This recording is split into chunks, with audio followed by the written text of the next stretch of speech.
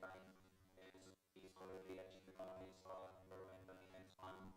He's also a senior fellow at Motu in Turkey, the Te Punaha Matatini. As all resistance of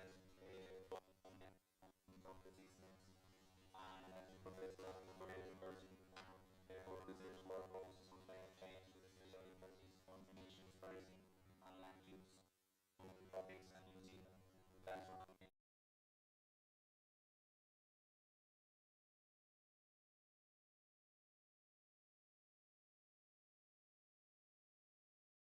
In New Zealand, it is traditional in Māori, which is the indigenous language, and what I just told you is my river and my mountain, and I don't expect any of you understood.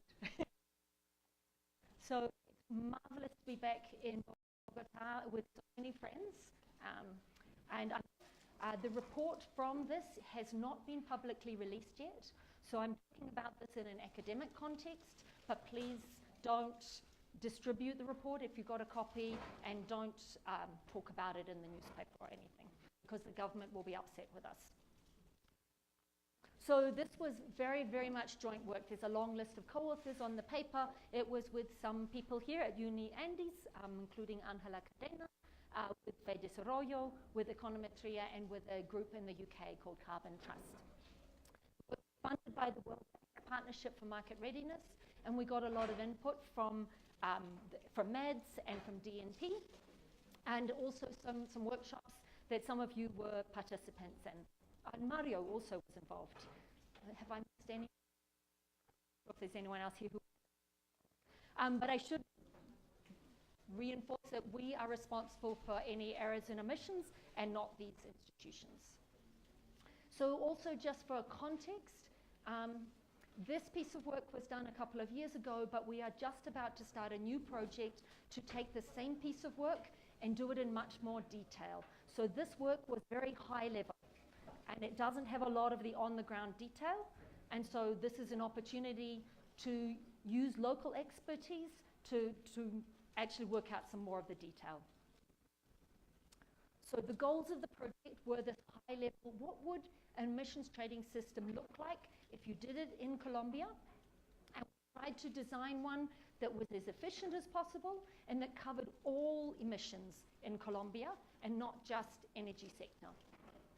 It was based on the handbook, Emissions Trading in Practice, which is a book we'd written previously with people from 55 different countries, a lot of the principles from that. But we also had to think of innovative approaches because Colombia is different.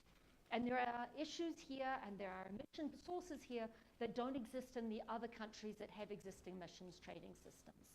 So there's some new ideas in here that are exploratory, and we'd be very keen to have some feedback.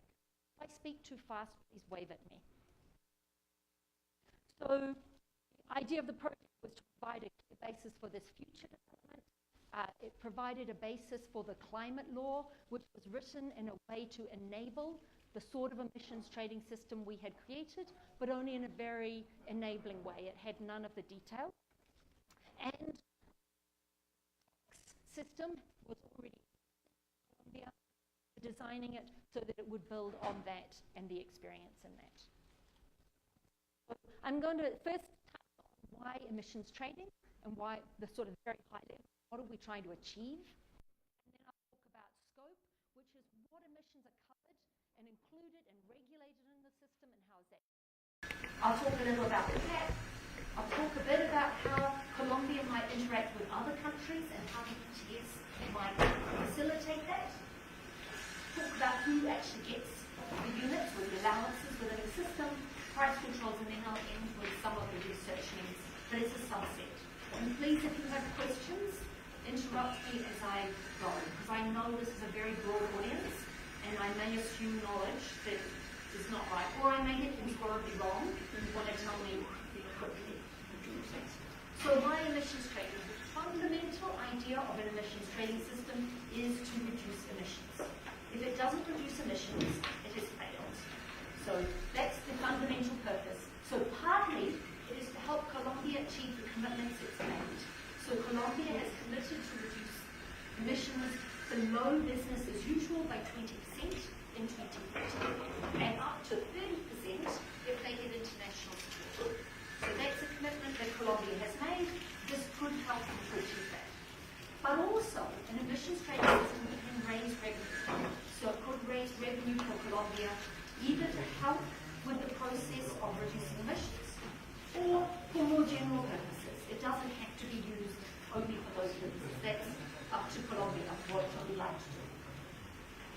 Also, it helps to begin the transformation of Colombia, which, like all other countries, needs to get to a zero emissions economy or net zero emissions economy in the second half of the century. So this is one of the regulations, not the only one, that will help to get that process moving. And finally, if it's successful in reducing greenhouse gas emissions, there are a lot of co-benefits that can go with that. So if you reduce energy emissions, sector emissions, you improve air quality. If you reduce deforestation and encourage reforestation, you reduce flooding, protect biodiversity, and potentially provide opportunities for rural development as well. So this is some modelling that was done by Mampala and Mario of emissions, projections of emissions and GHG. So this is the business as usual scenario, and here's the mitigation scenario going out to 2030. And this is the 20% reduction that has been committed to. So that's what we're trying to achieve. In 2016, Colombia brought in a carbon tax. It seems to be a common way for Latin America to introduce emissions pricing. In other places, they tend to go for emissions trading. In Latin America, Chile and Colombia both have carbon taxes. It started at a level of $5, and it applies to most fossil fuels, but curiously not coal. So, you can ask others about why that is, but it does not apply to coal. But this is ahead of many countries in terms of beginning this process of putting price, charging companies for their emissions from fossil fuels. And it is increasing automatically every year. Yes. But natural gas is not charged for the electricity generation item. Right, only when used by industry? Yes. Right, yeah. So it's limited. It doesn't cover all fossil fuels, but it covers... What was fuels was natural gas and coal for electricity generation. Right. Okay? Yes. Okay. So, this is the energy part of the emissions profile. That's 1990-2010. It's a big chunk of emissions, and it's forecast to be a larger chunk, particularly because of road and transport emissions. But it's even by 2050, it's only forecast to be half of the emissions. So currently you have a carbon tax that covers part of this. It's not covering the whole sector. In other countries, fossil fuel emissions are most of the emissions. But that's not true in Colombia. It's also not true in New Zealand, where I'm from. So it doesn't cover coal. It doesn't cover natural gas used for electricity generation. It doesn't cover deforestation. It doesn't cover emissions from livestock. That's the methane that cows birth, or the nitrous oxide. It doesn't cover waste, and it doesn't cover industrial processes or fugitive gases. Right? There are offsets. So the system is a tax on the fossil fuels, but if you buy offsets, you can avoid the tax. You don't have to pay the tax. So there is an offsetting system, which is functioning to a certain extent. And some of these things can be included in an offsetting system, but that's quite a limited and costly way of including it. So this is why we're trying to say, how could you go much broader? Some of these things would be very hard to include in a carbon tax alone, and they might be more easily included in an emissions trading system. But I should emphasize right now that I'm not an evangelist for emissions trading systems over carbon taxes. Both of them put on prices, both of them have benefits and costs. Don't please get into an argument about this one is better than that one, because that has happened in so many countries and it just slows the whole process down. What is important is to start to regulate these emissions, and put a price on and start the process of change. so I've kind of said that. Another advantage potentially of emissions trading is that once it's established and it's credible, if it covers quite a lot of the emissions in Colombia, it might make it easier for Colombia to attract finance and to attract people who want to buy transfer mitigation units to other countries. So it provides some security that emissions really are falling in Colombia and that you really have strong regulation. That makes it more attractive for people from other countries to say, I will invest in Colombia to reduce emissions because I'm confident that what I do will actually make a difference. So that's one of the potential benefits if the emissions trading system works well. So what's the basics of emissions trading? So the critical part of an emissions trading system, which people often forget, is the cap. It's a limit on the total emissions from all the sources covered by the system. And that's a regulated cap, and it's enforced, and that is what actually achieves the environmental gains. The trading is not really that important relative to this cap. The cap is the very important thing. And a cap for each year, but also a trajectory, a forward path of caps, or where you're going, a forward path of caps going down to your longer term goals. So there's this cap, it's a limit on the number of units, and we call those allowances. And then the government takes those allowances, suppose there are 100 allowances, there'll be a much larger number than that. They have to somehow get those allowances into the hands of private companies who are going to face the regulation and have to have allowances to be in compliance. So they can sell those through auctions and raise revenue for the government, or they can give them to companies or people out there in the market, private citizens, who they think for some reasons would benefit from having those allowances. And then the companies mitigate their emissions. Now they have to think about their emissions. Their emissions are costly to them. It's another cost of production. So they think about it, they mitigate their emissions, and then for the emissions they haven't reduced, they need to buy enough allowances to cover their remaining emissions. And if they have excess allowances because they received some or they bought some earlier, they could potentially sell them. So this is the market. Some people are buying, some people are selling, and some people are buying just through the auction. Then, each period, the companies report their emissions, and they have to hand over or surrender allowances that are equal to the amount of their emissions that they monitored, and have to cover those. And then finally, the government checks that, and then if the company has not handed over enough allowances, or if they've lied about how many emissions they had, there's an enforcement mechanism. And in New Zealand, enforcement is extremely costly. So lack of compliance is not really a big issue. There's some people make mistakes, they don't get penalised heavily, but if you actively are out of compliance, the penalties are very large. And that's essential for emissions trading. So now we're into our prototype. So what I'm describing here is what we thought would be a good system, and this is something for people to explore in more depth. So the scope of the ETS, the first question is what gases do you want to cover? People always talk about carbon dioxide, which is the most important gas, but there's also methane, which is extremely important, and that comes from livestock. Nitrous oxide, also coming from livestock, and fertilizer, and some other sources. And then there are some that come out from the industry, hydrofluorocarbons, perfluorocarbons, and sulfur, hexafluoride. So some systems cover all of these gases, and we can see no reason why Colombia wouldn't, but we haven't looked in great detail, particularly at these sources. These are ones I don't know much about. The system, we're also aiming to cover emissions not just from the formal sector, but from the whole economy. So design the system in such a way that it captures the informal sector and illegal activities to the extent that we're able to do so. So it's really as close to 100% coverage as we can get. So the first sector you can actually think about is the energy sector, because it is a large source. So in 2014, it was 35% of emissions. And in the energy sector, you have choices about where you regulate the emissions. And this is because it doesn't really matter how you use fossil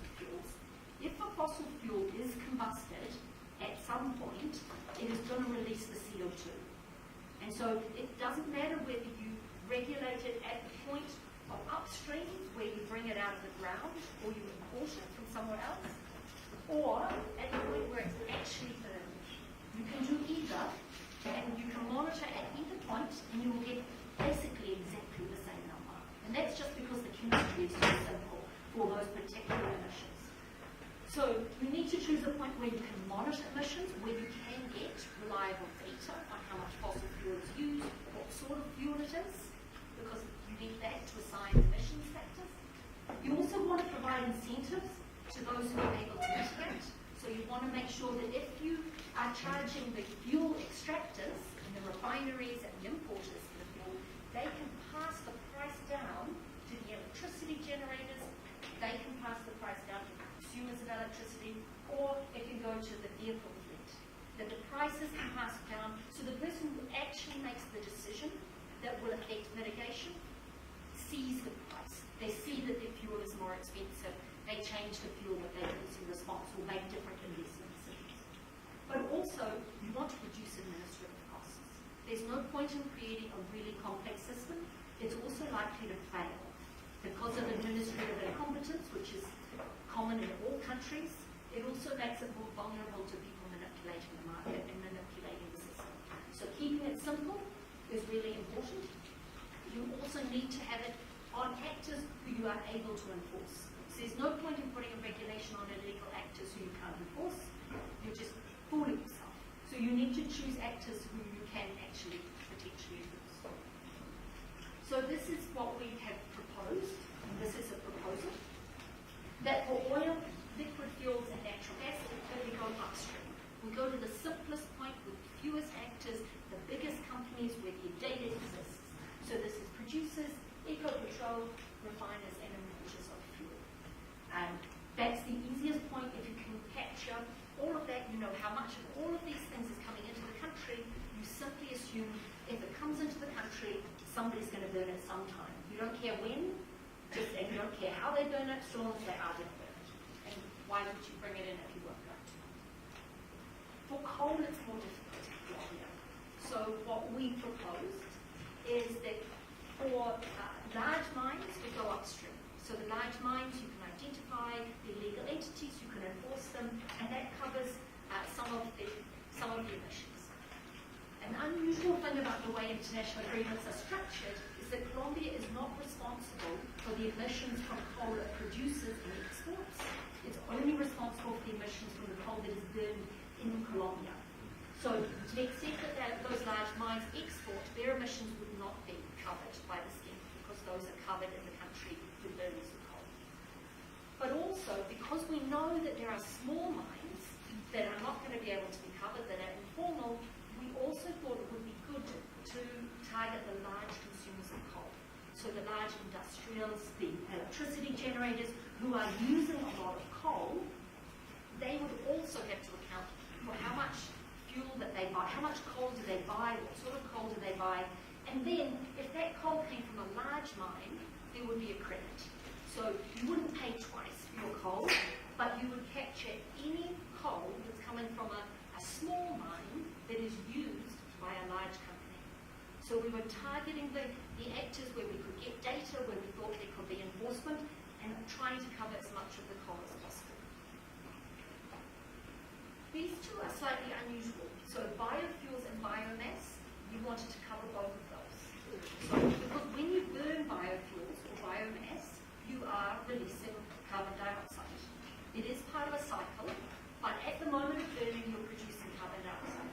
So the places where we thought it would be possible to regulate that is upstream at refiners and importers and eco-petrol again. So for biofuels. For biomass, going straight to the industrial facilities who are using that biomass for their own energy or heat generation. But if we only charge them for the combustion, we're not taking into account the fact that it is potentially a recycled system.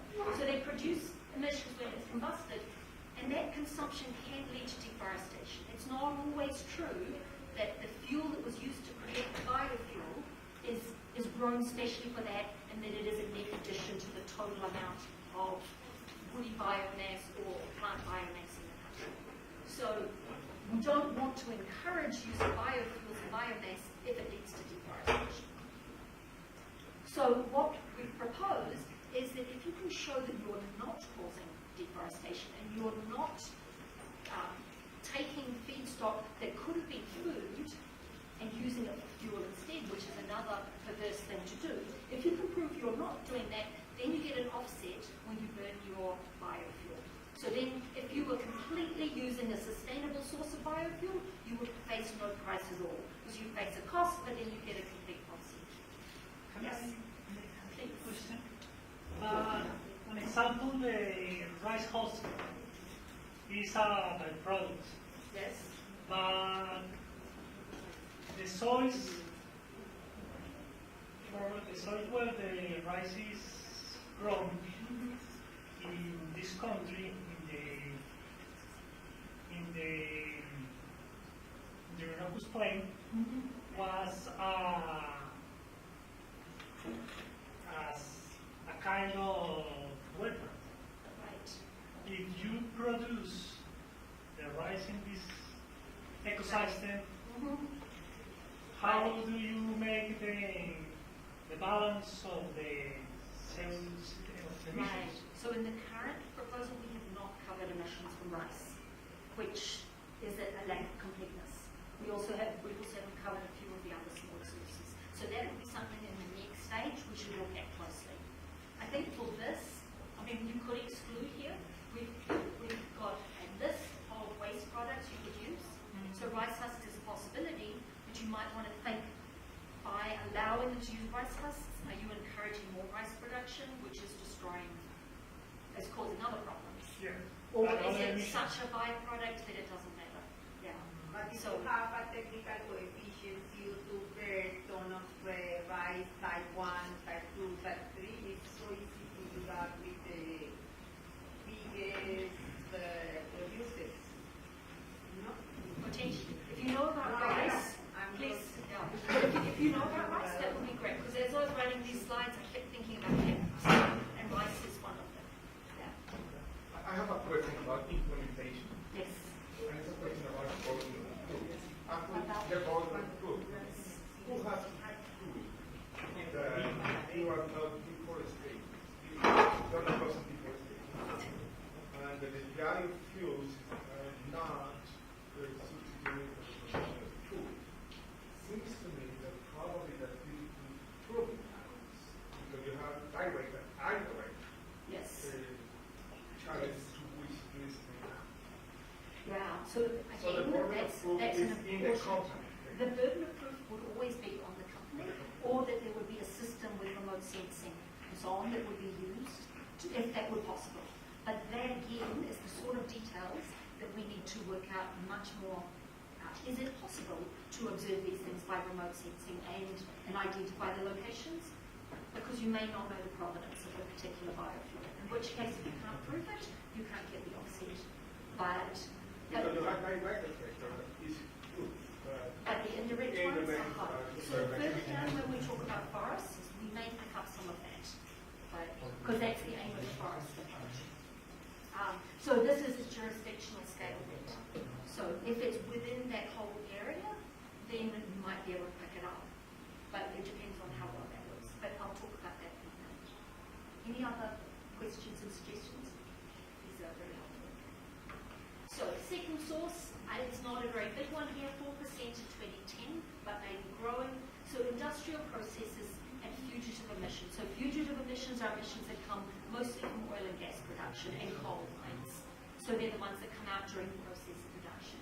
Industrial processes, these are not the energy used in production of these products, but inherent chemical processes. That when you make cement, you release carbon dioxide, and same for steel and aluminium. And the points of regulation for these are basically the same as they are everywhere in the world. You monitor it at the industrial site because the amount of emissions does depend quite a lot on your technology and how you operate it. But these are very well understood processes. Nearly everybody who has either a tax or an emissions trading system knows how to cover these sources. Fugitive emissions are quite a big thing in Colombia. They are not covered in many emissions trading systems, or where they are, it's not very sophisticated. So there needs to be some more work on how accurately you could measure those fugitive emissions so that those companies have an incentive to actually try to control the emissions. And there are new technologies coming out where you can actually observe, this is often methane emissions, you can observe methane coming out of pipelines or coming out of plants by satellite. At the moment it has to be done by a drone, or they do it sort of through balance methods, but they're terrifically inaccurate. So this may be an area where there's a lot more opportunity in the next few years. Land waste sector is another one. Only a couple of countries currently include waste, that's New Zealand and Korea. In Colombia, we proposed covering the landfills, that's only about half of the waste. There are other sources as well. We couldn't work out how to cover, so we've excluded for now. And the idea was to cover it at the large landfills. So you wouldn't cover the little wee landfills, but the large landfills. It would be dangerous to cover the small landfills because you'd be encouraging illegal dumping, which obviously is against the point. Emissions trading systems have happened at the last minute on the last night before the legislation, and someone just made this happens in New Zealand. What you want to do is calculate stock of waste in the landfill and the technology. And I know Colombia has some CDM projects around the waste sector, so I think that there's quite a lot of knowledge here on how to actually monitor those landfills. But again, this is not my speciality, and we need some more detail on that. Then livestock. This is something I do know a lot about. New Zealand has really a lot of cows. We have 3 times as many cows as people. And like you, a lot of our emissions profile is from cows. So in Colombia, it's 17% of emissions in 2010 were from livestock. So when I say livestock, I'm not talking about chickens and pigs, I'm talking about ruminant animals. So mostly that's cattle, but it's also sheep, goats, deer, buffalo, buffalo's ruminant. Yeah. So we're trying to cover those emissions and start that process of at least discouraging growth in that. And here it's always difficult because you don't want to be creating problems in terms of food supply, but there are a lot of opportunities to mitigate emissions here and simultaneously increase food supply and quality. So for livestock, what you can do is at the slaughterhouse where the animal is killed, you can estimate its age, and age has an enormously close relationship with the emissions of that animal through its lifetime. Every year an animal is alive, it burps and burps and burps. Okay? So if you take 5 years to get your cattle beast to the slaughterhouse, it's been burping a long time. Whereas if you can grow it really fast, like in New Zealand, we sometimes will get them to the slaughterhouse in a year and a half. That lowers your emissions dramatically. Yes. How do you think about that incentive in the cattle chain? If you make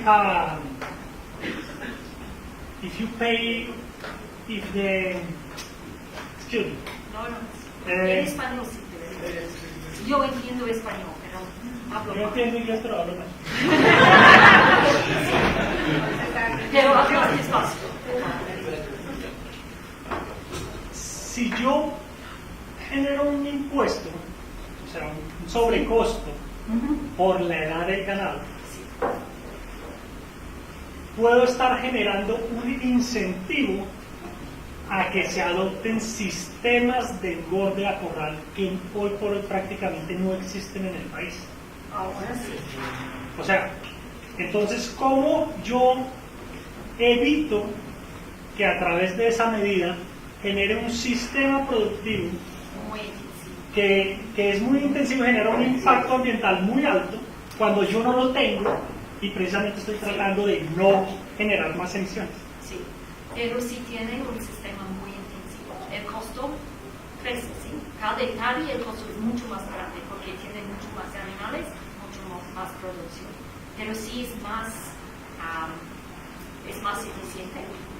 Los sistemas modernos son mucho más eficientes para producir el carne. Si el área de carne está reduciendo, no importa si es intensivo. Por el agua sí importa. Tiene que Pero es que importa es en la materia prima con la que alimentamos nuestro ganado. Sí. En Colombia alimentamos las vacas con pasto. Sí. En los sistemas intensivos se alimenta con grano.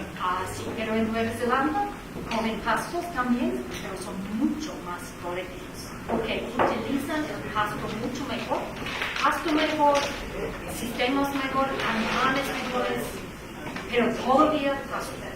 Por eso, pero si no hay esa diferenciación y tú generas el mismo impuesto por de donde venga, yo termino favoreciendo el sistema intensivo, con concentrados, con cereales, y genero un problema nuevo. Estamos we're giving incentives to systems that are very efficient. Yeah. And they may be more intensive, they may not be intensive. It depends on the piece. And what we're proposing would start very slowly. The emissions cost is not very high initially, so it will be a gradual process while they are learning how to do different systems. And I think that in Colombia, and this is something we need to test, this cost would be passed to the consumer. So it's providing an incentive for Colombians as they get richer to eat more chicken and not so much more beef. Esa... Little incentive. No, esa... O sea, es una concepción distinta. ¿Por qué? Porque tú lo ves como emisiones solamente, ¿cierto? Y es un sistema. Entonces, cuando yo tengo un sistema, las gallinas y los cerdos tienen un impacto porque se están alimentando de petróleo. No, ellos se alimentan de petróleo. O sea, la agricultura que los produce es maquinaria, petróleo, comercio internacional. En el caso nuestro, que no somos productores de cereales y tenemos es pasto, promover el consumo de gallina y de cerdo es promover la traída de materias primas que no genera el país con un impacto que se está generando en terceros. O sea, nosotros estamos trayendo las emisiones de Argentina, las emisiones de Brasil, que generaron cuando produjeron soya o maíz. Entonces, a lo que yo voy es, en el caso concreto nuestro, debe haber una gradación para que lo que se promueva sea la producción en pasto y no se termine promoviendo sistemas en los que no podemos competir. Exactly.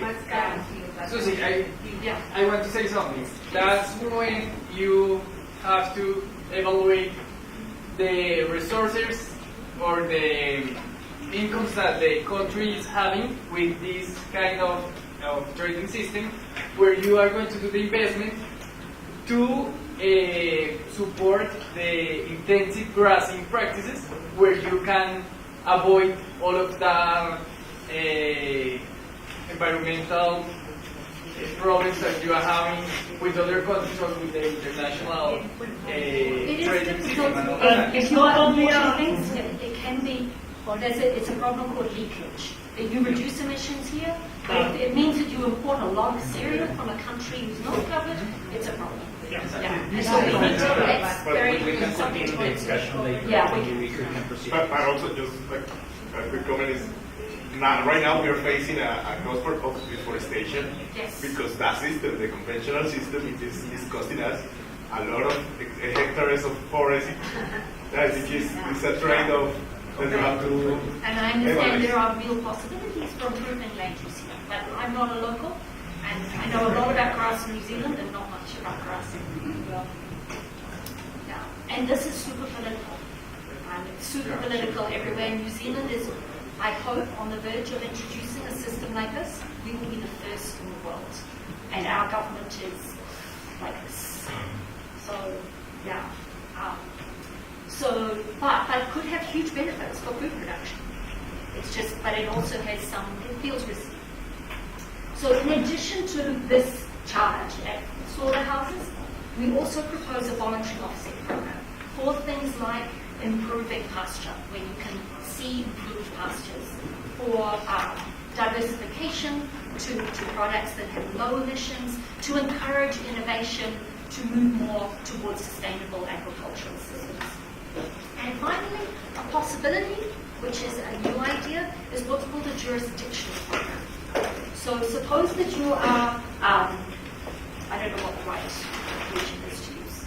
Give me an example. Okay, so you're a department.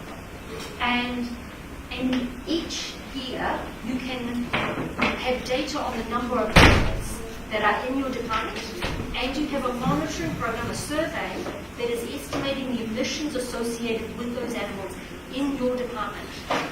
And you have a baseline projection for animal numbers and emissions intensity, how effective, how efficiently you operate.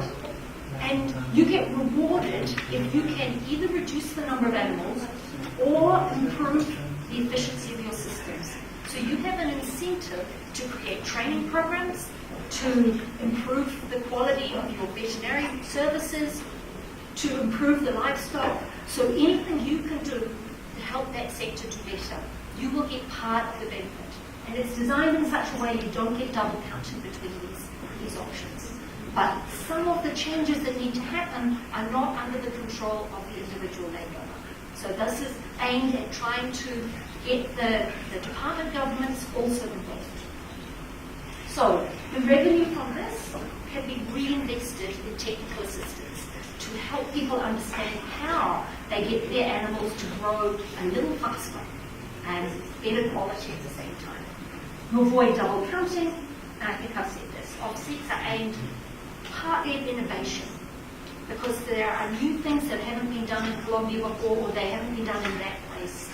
The offset system is a way to subsidize people, to give them a chance to try something new, and then they share that knowledge. And the jurisdictional program cannot operate unless there is good data. And at the moment, I think that in the inventory, there's quite limited data even at the national level, so there would be a need for some real data development to make that sort of system work. Forests. Forests are a huge thing in Colombia, so we look both at deforestation and at reforestation. So for deforestation, what we propose is a departmental level jurisdictional crediting program. So at the department level, there is a crediting baseline that is estimated and negotiated with that department. If they can get monitored deforestation below that baseline, they get credit for that. So it's like the deal Vision Amazonia for the Amazon, but at the department level. But in addition, we're interested in exploring where there is a large institution or a large company who's involved in a land development, could you make them directly responsible for the emissions associated with the deforestation on their land? So we know that a lot of deforestation is caused by illegal actors. It's not something where you can find the person who did it easily or enforce anything, but in some cases you could. So exploring how you could at least hold some of the actors more responsible. And maybe linking that into some of the supply chain certification and so on. And for reforestation, similarly. So a departmental level jurisdictional crediting program. Because again, to get a forestry industry going, it's not something an individual landowner can necessarily do themselves. You might need a university to set up a training program. You might need to create nurseries. You might need to change some laws to allow people to cut small amounts of native timber in sustainable ways. If the department has an incentive because they get some of the revenue from this new sector, they may be more willing to collaborate with those efforts as well. But we also think it's possible to have an offset system for reforestation for individual landowners, because reforestation, at least at the moment, is an uncommon activity in Colombia. You don't have to worry about whether it would have happened otherwise. Deforestation is incredibly difficult to give offsets for, because you don't know which bit is going to be deforested. But we think that given that reforestation is uncommon, we could just assume that it's all additional, and then you can create a much simpler offsetting system. So there is an offsetting system that exists at the moment. I don't know all the details, but I think it's based on some of the previous methodologies, and it's terrifically complex. And it just needs to be improved. Yeah. Susan, why do you think that this is better for individual landowners and no associations, communities, or something? Oh, absolutely. Sorry, that should also be communities, associations. In New Zealand, we have this system, and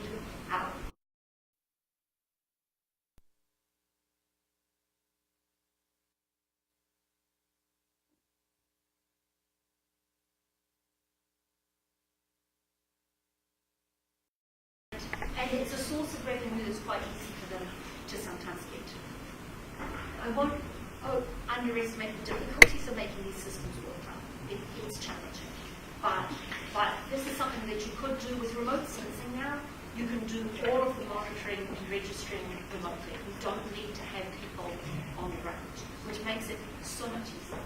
And not only easier, but it makes it more credible because you can actually look from a distance and not just look. So that's forests. So those are all the sectors. We have some pieces we haven't included. And if you're in those sectors, you're probably aware of those. And we can try and go into the more granular detail. So for the emissions trading cap, we propose an absolute cap. So a cap that is designed in tons. So a certain number of tons.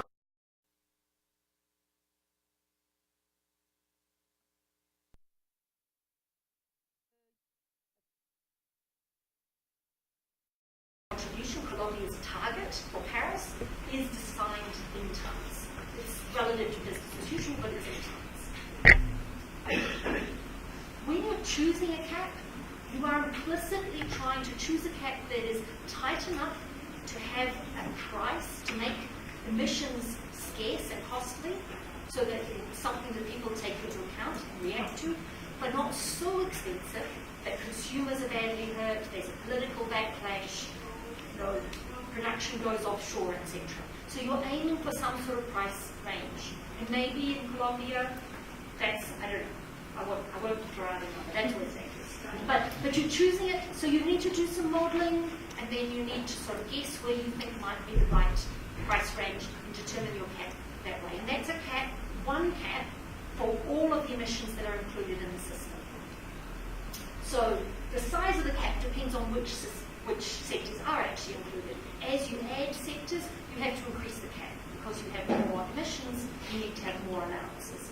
But not so many more allowances that that new sector is actually reducing the emission of overall system. We also recommend that in the early years when the emissions trading system is first created, you make these caps a little bit looser. You don't have to use the emission allowances in the year that you get them. You can put them in a bank. You can save them for future years. So if you think that you can reduce quite easily to meet the cap this year, or to go beyond the cap this year, you might want to save those units because in future it might be harder. And you want to protect yourself because you know that these caps are getting tighter over time. And this is something that Australia first proposed, that you have a 5-year rolling cap. So at the beginning of the system, you announce the first 5 years, not just 1 year. That gives people some ability to plan, some idea of where the market might be going. And then every year, you announce one more. So there's always 5 years in advance. And that provides a little bit of security to the system. And finally, I think it's critical to get independent advice on this. Choosing prices and choosing caps is intensely political. And so having the independent advice can make those conversations less political and a little bit more technically, factually based. It is an art, not a science. Anyone who's ever done modelling of emissions knows that you can't get this right. But having that modelling is a very, very useful starting point. So here's an example, again based on Uni and his modelling. So this is the projection that we made. It's just broken down into the Aqualoo and other sectors. So this was a projection for a particular mitigation scenario that would lead to a 20% reduction. So what we propose for the cap is that you start above that and 20% 2019. Gosh, we got the right year, didn't we? This is a couple of years old. We were thinking it might have been 2019. Anyway, so start with a cap that's a little bit above, but signal that it's going to come down over time. And that gradually you might be heading to a much larger than 20% reduction. So you're telling people, don't just think about this year and how you're going to meet the cap this year. Make those long-term investment decisions considering where this might be going. And it takes a while for companies to start to do that. They have to believe that it's real and that it's worth them changing their behaviour. But New Zealand companies are now using electricity in their new boilers instead of coal. And boilers last 30 years. So if they don't build their new boilers with electricity now, we're going to have coal for another 30 years. Or those companies are going to be in trouble because there isn't going to be any coal and they're not going to be allowed to use it. So gradually they're beginning to believe we're serious. And our system's now 10 years old. So this does take some time. But our system, we had some hiccups. So international transfers. So one of the opportunities for Colombia is that because you are an emerging economy, your Paris target isn't expected to be as tight as New Zealand's Paris target, for example. So it's possible that we in New Zealand would be willing to pay you in Colombia if you are able to mitigate your emissions beyond your nationally determined contribution, because we are going to struggle to meet our short-term targets. Our short-term targets are more ambitious than we are able to really model. We have to cover the whole country with trees in order to get the reductions. And that's simply because we are not expanding our capital stock, we're only turning over old capital. And that just takes time. So mitigating fast is difficult for us. Our long-term target is 0 by 2050, but we haven't, by 2030, it's going to be hard for us to achieve a 35% reduction, which is what our target essentially is. So if you make your target, your ETS, cover a lot of the emissions, when New Zealand comes to negotiate with you, we will be more confident that you really will be able to reduce your emissions. There's no point in us saying we'll pay you for reductions and having all the negotiations and signing all the agreements if you're not able to reduce your emissions, because then we've all wasted our time. And the politicians will be happy because they wave their flags, but everyone else is unhappy.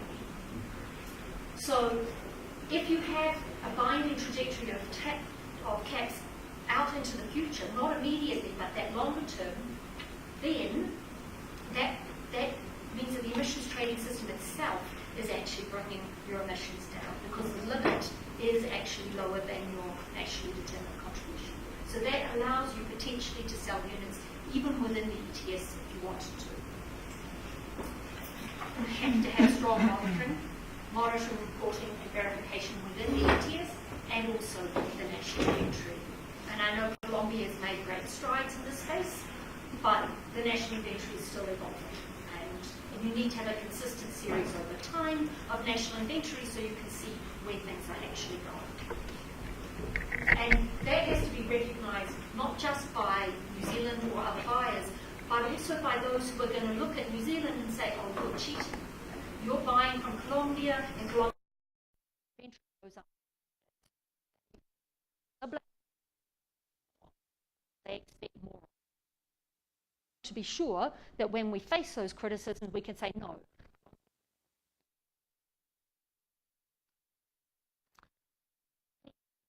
System for making sure not also sell.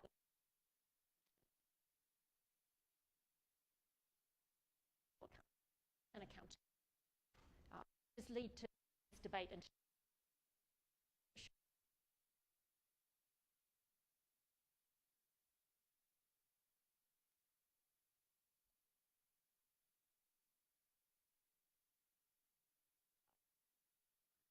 that's where Colombia is most advanced. The next issue, you've got a cap that you've already set. Now you have to decide who is going to have those allowances. You know who's going to have to surrender allowances because the different points of the cool thing here, which people seem to often forget, particularly consultants.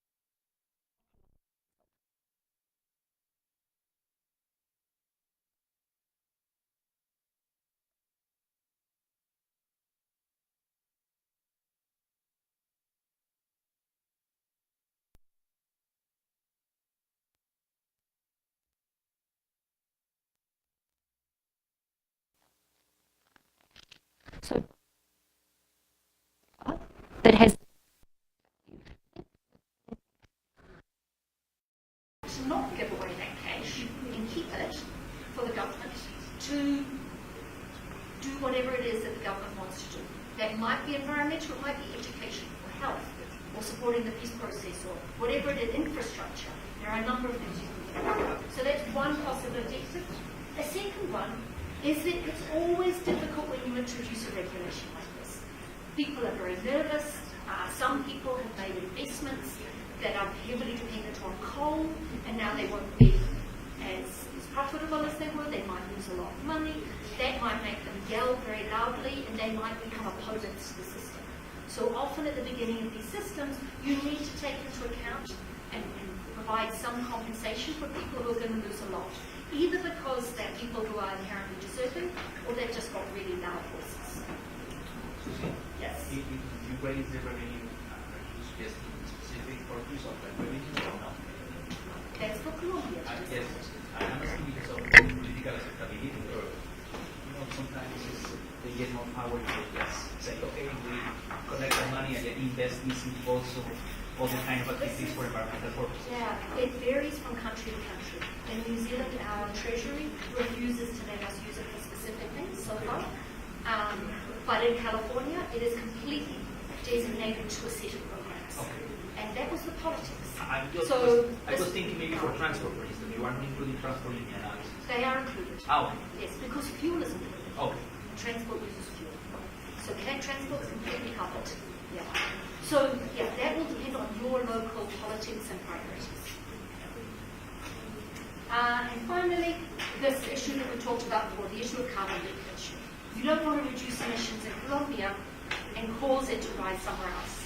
Cause all your cement production to move across the border into another country, or same with some of these other products. So you might want to use this allocation in ways that reduce that. And that's something, this actually has been the dominant reason so far for allocation, the dominant objective that people have used for allocation.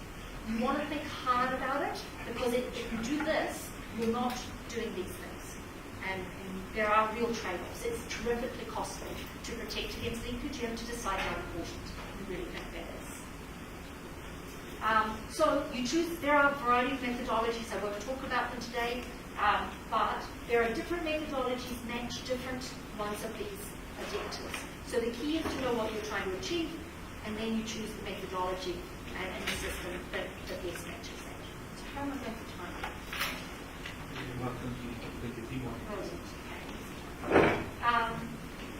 Also, some units in the system we've designed would come in through offsets, or they come in through these jurisdictional programs. So the units that are given to departments for reducing the deforestation are additional to these units because they are creating mitigation. So they're creating additional units above the cap. So another big issue is temporal flexibility and price predictability. So this is getting kind of economically for those of you who are not economists. They are related to each other. So it's very important, all systems allow for banking of units. So if I buy a unit this year and I decide an allowance, and I keep saying unit because we call them that in New Zealand. If I get an allowance this year and I decide I don't want to use it, I can put it in the bank and use it in the future. The climate doesn't care whether I emit this year or next year or in 5 years. It does care over a 50-year period, but not over a short period of time. CO2 in particular is an accumulating gas. And even methane, which has a short lifetime, it's accumulating for multiple years. So there is no environmental cost from allowing this. In fact, there's, if anything, an environmental gain, because you can only bank if you emit less this year. So you're getting emission reductions early and moving your ability to emit into the future. But never allow borrowing, because it's completely non-credible. Everyone will always say, oh, I'll pay you back. I'll pay it back in the future. And the incentives just won't. So don't do it. Bad idea. So another big issue that people are often concerned about in these markets is that in comparison to an emissions tax, where you know what the tax is, it starts at $5 and then it goes up. In an emissions trading system, you don't know in advance what the price is going to be. And that's quite unnerving for people. So some people are concerned that the price will be close to zero and it will be ineffective. And many countries have experienced that, including New Zealand, so that's a problem.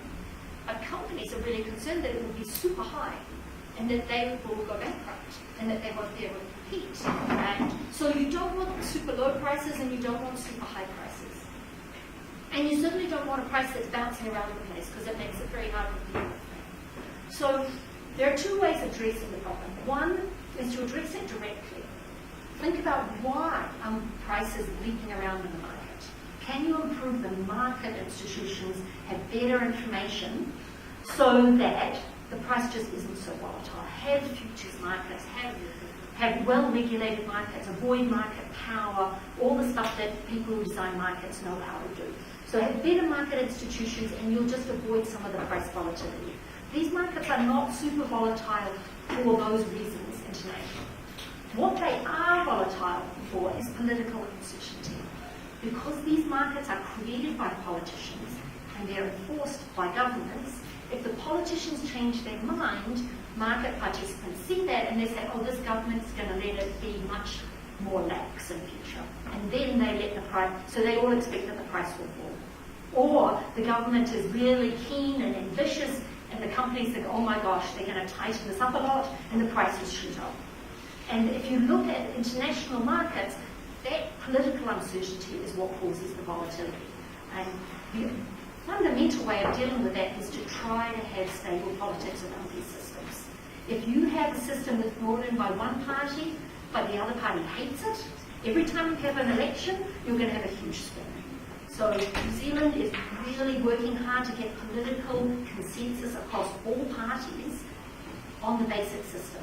There'll be differences in details, but agreement on the basic goals and the basic system, so that we don't have this volatility. As you can imagine, in other countries this is more difficult. New Zealand's a kind of a weird country, but the more you can embed these systems and have good governance around that, the harder it is for any individual government of the moment to completely change the system, and that provides more certainty.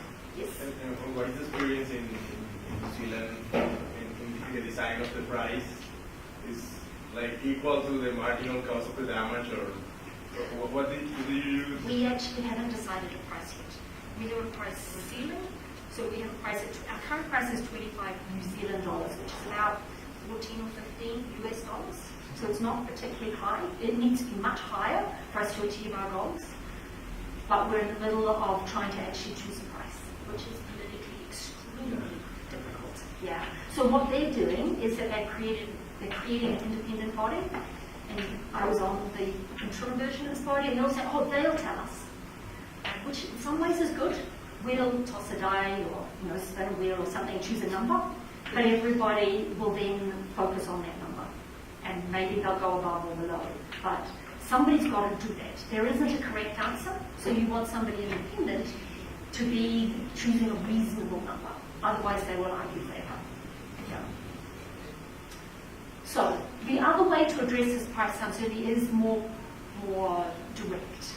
So you can also create a price corridor. So you have a price floor that stops the price going right down to zero. So California has a price floor at its auction. That means its prices, I think, are about $14, $15 US dollars. And basically, that is defining their price in their system. So that's protecting investment.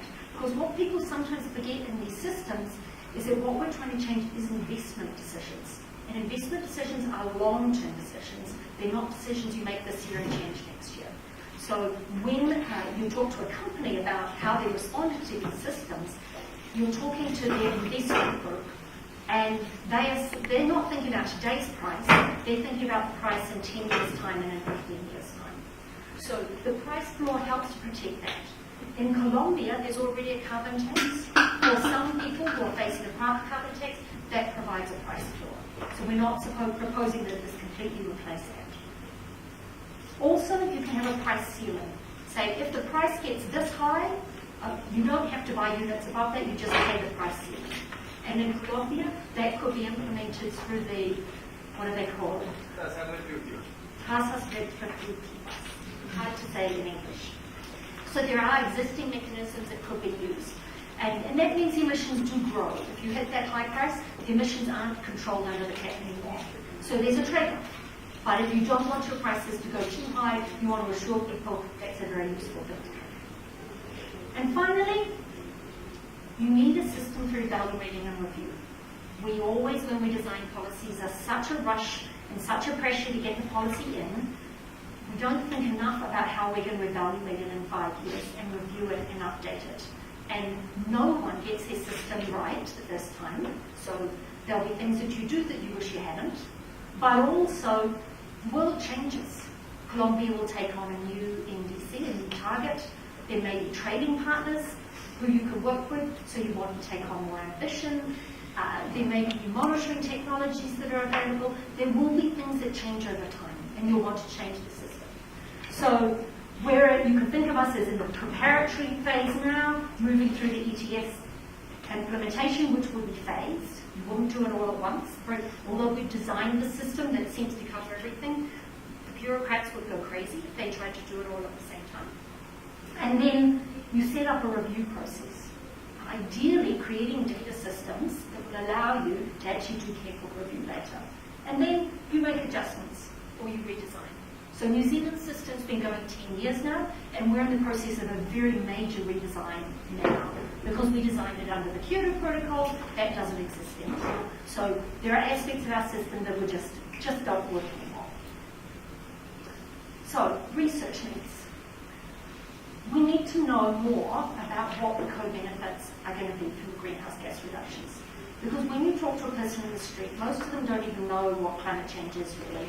And they're certainly not motivated to deal with it. And that's kind of true in most countries, probably everywhere actually. And there are huge co-benefits from some of these reductions, particularly in transport, for air pollution, reforestation for degraded watersheds. There are a lot of co-benefits. Having clear evidence and clear numbers can be really compelling because you can sell it as air pollution and water protection policy, which happens to reduce greenhouse gas emissions. And so being able to tell that broader story that this is something we want to do anyway. When you're working in the agricultural sector, you're selling it as improving the productivity of the agricultural sector and moving towards more optimal land use. Because it can do that if it's designed right. And that's a more compelling story than reducing methane emissions from cows birthing, which tends to just make people laugh. And laughter's good, but you want them to do something. So knowing more about that would be terrifically helpful. And would help you also make sure that you avoid co-non-benefits. And there can be some perverse outcomes if you're not careful, and research to identify those and see if those are is important. Distributional implications are incredibly important too. Who will actually end up paying this? Is it the consumer? Is it the company who actually pays directly, or do they pass the price on? And is it poor people? Is it rich people? Which regions of the country is it? Is it rural people? Is it urban people? Having a better idea about that before you go into the political debate is incredibly useful. Because otherwise, people will get upset about it who actually might benefit, and other people who are hurt may not realize that they need to fight for their rights. So having a better understanding of this is important.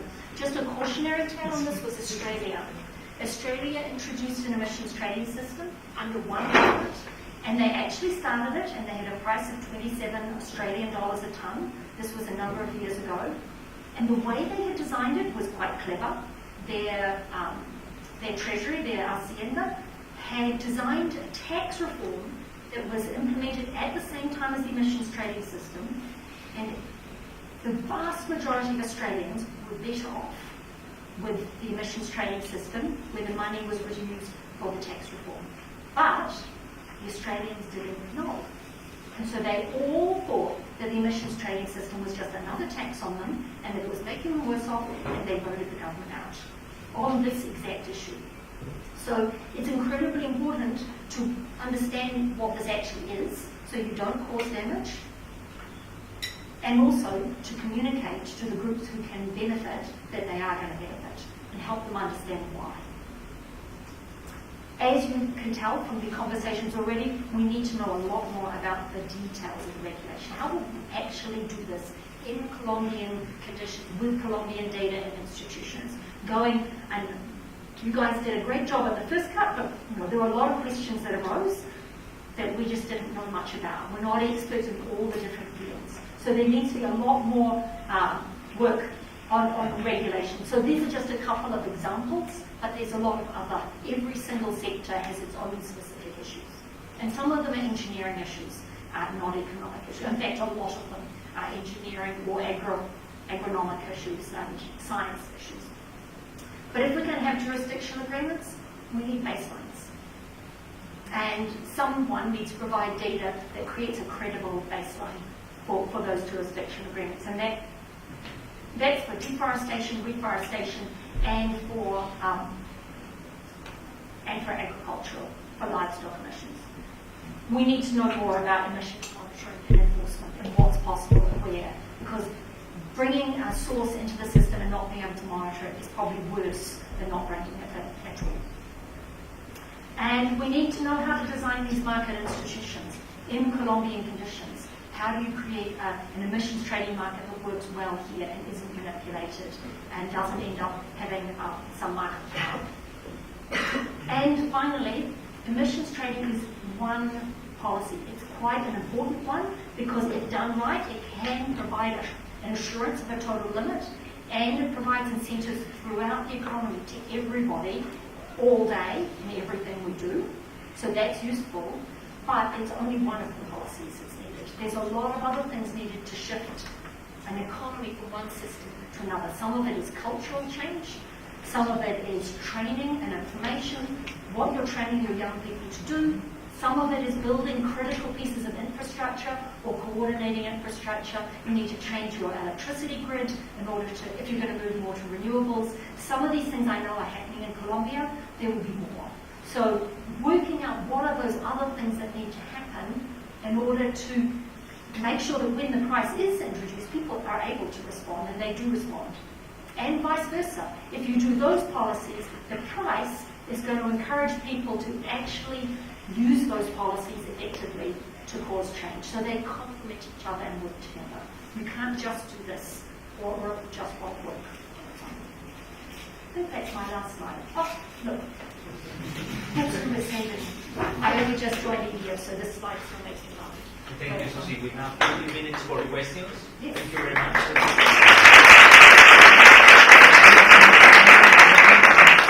15 minutes for questions. Please. I'm an expert of environmental economics. I'm just starting. But I'm in favor of the ETS, despite the nice advantage that you have mentioned for Colombia. The contribution of the emission gases of Colombia is not significant compared to the biggest countries, like some developed countries like the US, Canada, China, and so on.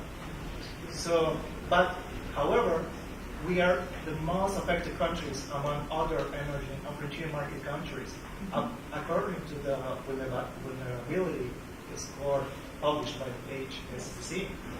So, my question 2015 to U.S. entities like the U.S. government and the Stanford University just made independent studies about the carbon price. So, how to price correctly the carbon price? Yeah, we are aware about that. Problems you mentioned on this price, but for example, the U.S. government price is like $86, but the Stanford University price is like $200, so a big difference. Right. So you really need to. Do you want to ask the same question? Yeah, it's related with the pricing. What's the relationship with the carbon tax? I mean, that's about $5 if it's a cap or it's cheaper. It's a start. Yeah. Yeah. So $5 but might is be a ceiling too. It might be. A ceiling too. Why people are willing to pay more than $5? Well, they're not willing. The very good companies will recognize that it is in their interests for the bad, the people who can plant trees on high prices. So you have pressures in both directions, but there isn't a correct answer to what the price should be. There is no international price because there is no international market, and the models. And I don't know how many of your modelers, but you change an assumption and your price changes. So, yeah, You just have to make a choice. But don't delay looking for the right answer, because there isn't one. Yes. At a stakeholder level, do you have any idea or any early impressions of our understanding of how ETS works? Angela, do you want to? Hoy quiero un economista, pero hasta ahora hay un diseño. O sea que si pudieras mostrar, digamos, a nivel general un entendimiento de cómo funciona el sistema, cómo buscaría la situación actual. And in Colombia, people are already familiar with the carbon tax. The offsetting already exists, and a lot of the larger companies, they have friends in other countries where they already have these systems. So it's getting easier to get that communication, and you don't actually need a lot of people who really understand it. They need to understand what it means for them. But in New Zealand, a very small number of people truly understand emissions trading. But other people know how to operate within it, and they know what they need to do. Es más fácil de entender un carbon tax. You think? I don't know. Creo que es más Yeah. fácil. No fue lo que los chilenos dijeron.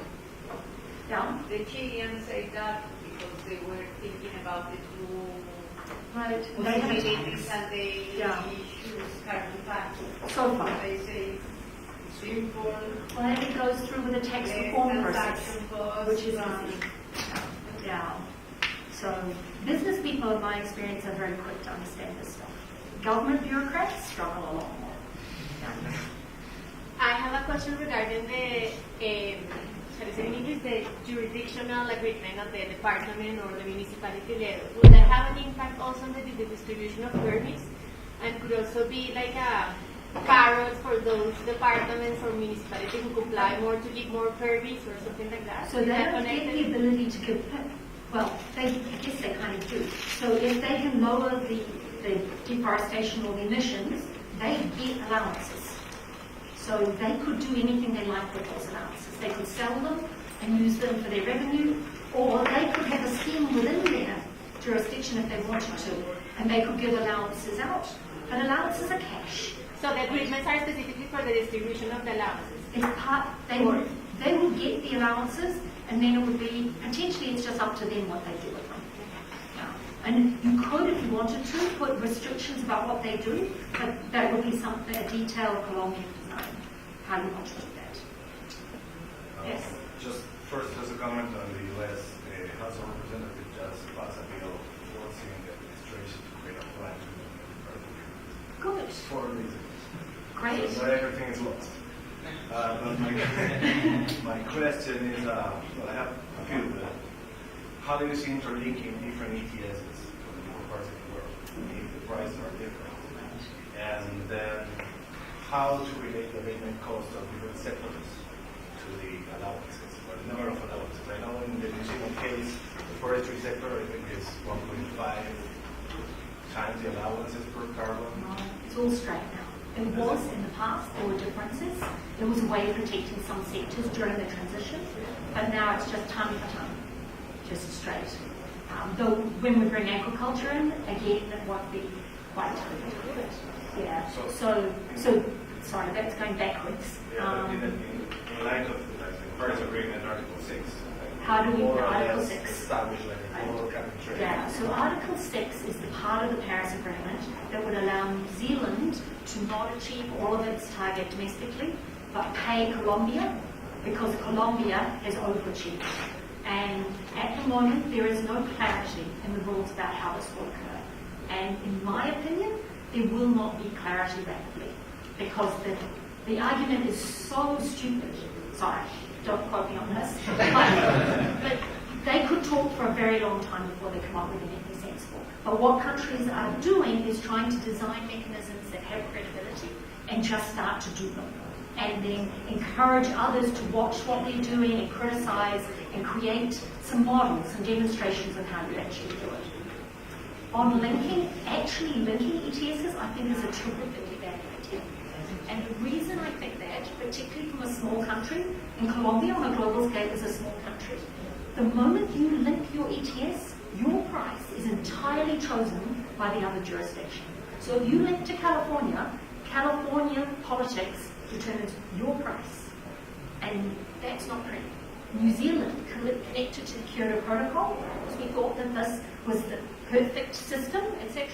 Kyoto Protocol crashed, and our price went to 17 cents. That was not something that we all intended. Our government at the time was really happy, so they just let that happen.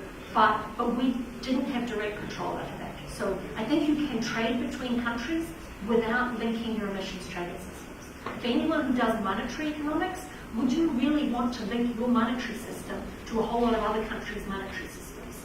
And some countries that might seem attractive, but in general we don't. We have our own currencies because we like to control it. It's the same. This is like a form of currency. So that doesn't mean you don't trade. Doesn't mean that having ETSs on both sides isn't helpful. But I think you need a wall between. So it's not just free flow between the two systems. Yeah. And that's another thing we've been talking with the Colombian government about exactly this. What sort of a deal could you get between, say, New Zealand, Korea, Canada, California, and Colombia, where we actually have some really large amounts of transfer, not offset deals, but really significant scale transfers. But that's a different talk. Thank you very much. Thank you. Thank you.